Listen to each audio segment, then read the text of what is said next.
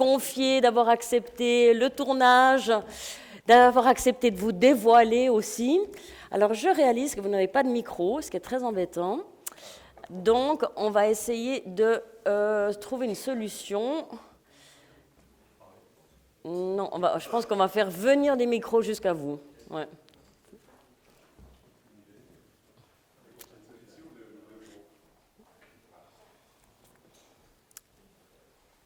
Ils sont en train d'arriver, c'est parfait.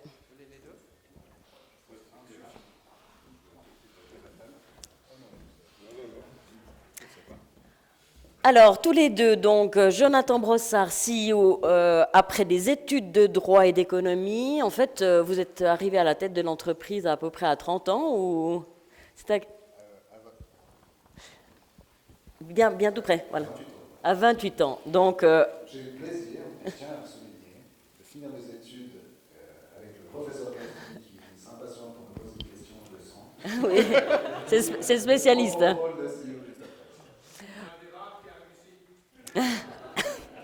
C'est pas mal d'avoir son professeur dans la salle. Aujourd'hui, 600 collaborateurs, 1000 dans 5 ans. C'est votre objectif chez Connectivity Group. Et un gros contrat signé avec Airbus notamment.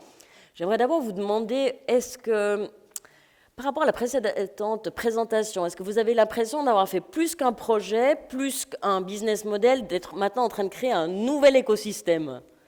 Alors, c'est précisément de ça dont on parle, effectivement, on est parti d'un écosystème.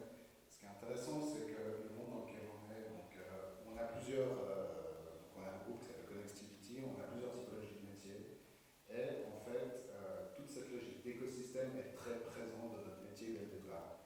Si je fais un zoom sur Wallet, qui a principalement été dévoilé dans la vidéo, on se rend compte que le monde et les écosystèmes, c'est des choses qui naissent, qui vivent leur vie, qui tout d'un coup émergent, et ça nous pose un problème parce que tout d'un coup on se rend compte qu'on doit réagir. Et là, on doit fédérer, on doit consolider. Et en fait, les écosystèmes sont optimisés à partir du moment où ils ont été pensés par design comme des écosystèmes. Et de devoir réagir, c'est souvent avoir l'obligation de déconstruire pour créer quelque chose qui soit optimisé. Et aujourd'hui, c'est précisément ce à quoi on s'attaque avec Werin.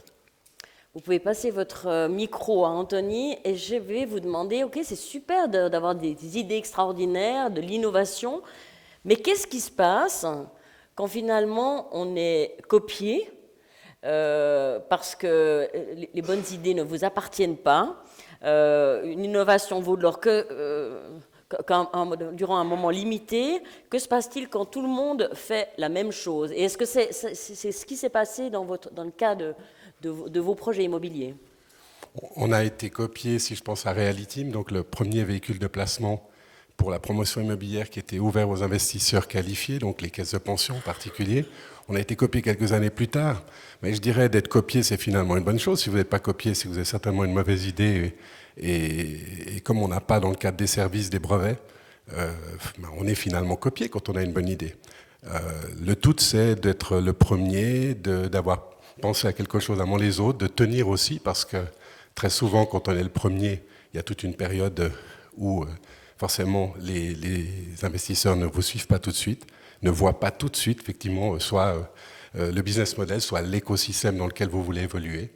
Mais je pense qu'on doit être copié. Si on ne l'est pas, à un moment donné, c'est que ce n'est pas de l'or, mais des pièces en chocolat. Est-ce que vous êtes d'accord avec ce qu'a dit Jonathan dans le film? Finalement, au bout du compte, c'est le marché qui décide. Oui, le marché décide, mais après, faut-il encore aller jusqu'au marché, hein, parce que je pense que quand on a une très bonne idée et qu'on veut la mettre en œuvre, il y a aussi de rencontrer les bonnes personnes, et puis au bon endroit, le bon contexte. Effectivement, le marché décide. On se rend compte quand une bonne idée était vraiment une bonne idée, quand c'est devenu une évidence, 2, 3, 5 ans plus tard, ou quand quelque chose est tout simplement fait partie de nous-mêmes, et rentrer dans notre système, à modifier effectivement ce système.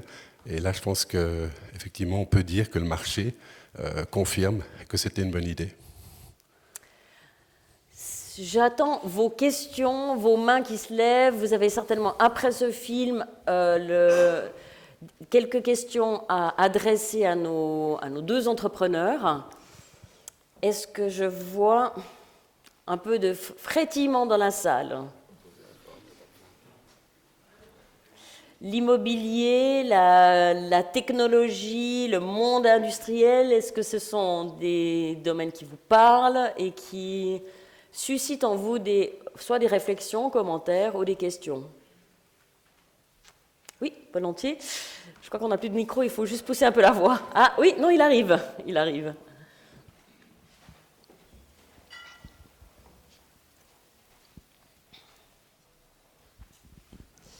Bonsoir, Aurore Godard, Société Guy Godard Électricité. Merci pour la présentation, très intéressante. J'avais une question pour M. Collet par rapport à l'immobilier. Comment est-ce que vous pensez apporter de la valeur à vos clients au niveau de la transition énergétique? Alors ça, c'est une très très bonne question. C'est un sujet qui me passionne. Notamment, on vient de lancer il y a 1 année et demie avec la Vaudoise Assurance un nouveau véhicule aussi, donc un véhicule, parce que Tesla fait penser aux voitures et Fundim un peu moins aux véhicules de placement, mais un véhicule de placement collectif, c'est évidemment une structure juridique, si possible, de droit suisse, qui permet à des investisseurs d'être réunis, et souvent elle est régulée par la FINMA. Donc en l'occurrence, on a imaginé avec la Vaudoise Assurance, c'est une idée que je leur ai suggérée il y a quelque temps, de dissocier la partie bâtie et la partie terrain de bâtiments existants qui sont en déficience énergétique, donc de permettre à des propriétaires d'immeubles qui représentent à peu près 80% aujourd'hui de l'immobilier en Suisse, de l'immobilier en tout cas dans des bonnes centralités, de l'immobilier de rendement, est détenu en main privée, et très souvent ce sont des immeubles de famille, soit détenus par plusieurs personnes d'une même famille, et parfois ces mêmes personnes ont plusieurs immeubles. Ces immeubles arrivent effectivement vraiment à un moment crucial où on doit procéder à cette transformation énergétique. Souvent c'est beaucoup d'argent, les répercussions sur les locataires sont difficiles voire impossibles, et donc l'idée c'est de leur proposer, sans se dessaisir de leur immeuble, de se séparer de la partie bâtie, d'investir effectivement pour eux, de leur enlever aussi toute la responsabilité de ces travaux et évidemment la conduite de l'immeuble dans le temps. Donc on fait ça sur une durée de 75 ans, et voilà une réponse intéressante. Maintenant, on a fait un prototype avec une dizaine d'immeubles et on souhaite déployer la solution au niveau national pour permettre au plus grand nombre de ces propriétaires de se délester ou finalement de transférer cette charge de la transformation énergétique, mais elle est primordiale. Et je pense que ça, c'est une des manières d'y arriver, mais il y en a évidemment beaucoup d'autres. Merci pour votre question. Est-ce qu'il y en a une autre, soit pour Jean-Adam Brossard ou Anthony Collet?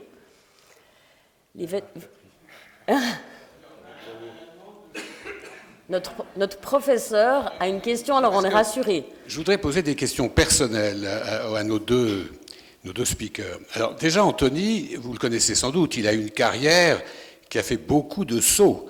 C'est-à-dire, il a été dans des groupes, il a quitté ses groupes, il a racheté des groupes, il a revendu. Est-ce que ça veut dire que la créativité d'Anthony Collet ne peut vraiment s'exercer que dans des sociétés où il est seul maître à bord et où il n'a pas de chef? J'adore pas avoir des chefs, c'est vrai. Je pense que j'ai un peu cette idée d'être à la source de souvent d'idées, mais de les associer ou d'associer à ces idées d'autres personnes dans mes équipes. Je pense que le brainstorming, le flip chart, c'est des choses qu'on pratique tous les jours chez Fundim. Mais j'aime bien être effectivement le moteur de ces idées. Mais la raison pour laquelle j'ai vendu notamment le groupe le plus important, c'est parce que j'ai fait un burn-out en 2014 et que j'ai pris conscience que je devais consacrer, enfin si je tenais à rester en bonne santé, mon énergie à ce que j'appréciais le plus, c'est-à-dire la recherche et l'innovation dans des nouveaux projets immobiliers ou dans des nouvelles formes d'application de l'immobilier.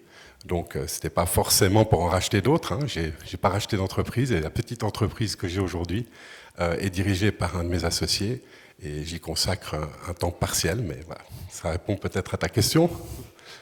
Très bien, alors, la deuxième question personnelle. Oui, Jonathan, alors, long time no see. En fait, Jonathan, vous avez remarqué que dans sa vidéo, Anthony parlait beaucoup de ses sources personnelles de créativité. Il nous a mis un disque, un vinyle, bien entendu.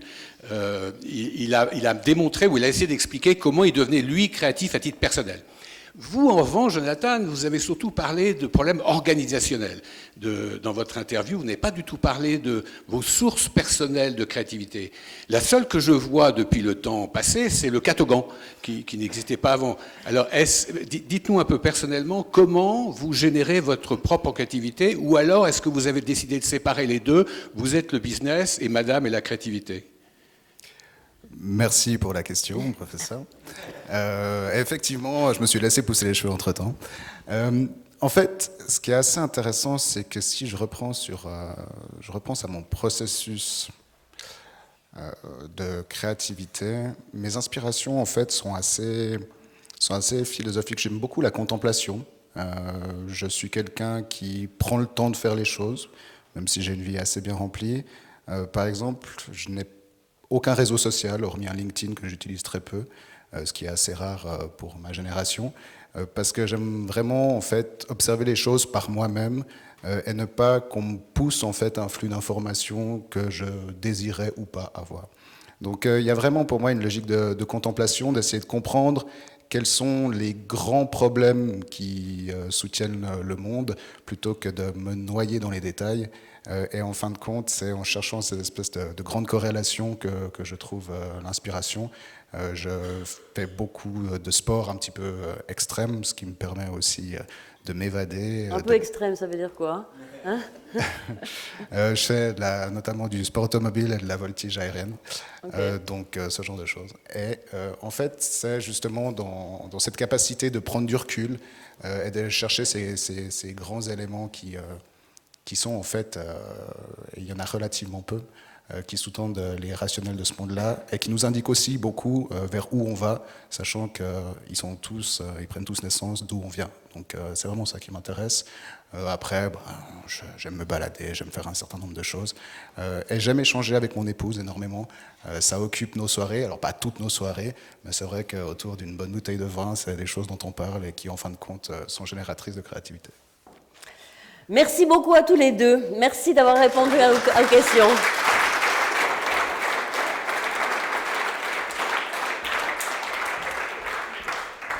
Nous vous proposons une demi-heure de pause, parce que c'est l'heure de l'apéritif. Vous pouvez passer au stand Payot qui est au rez-de-chaussée. Vous y trouverez différents livres de nos intervenants, plus des livres autour de la créativité du thème du forum. Des dédicaces sont possibles et je vous donne rendez-vous à 19h30 pour la suite de notre programme. À tout à l'heure.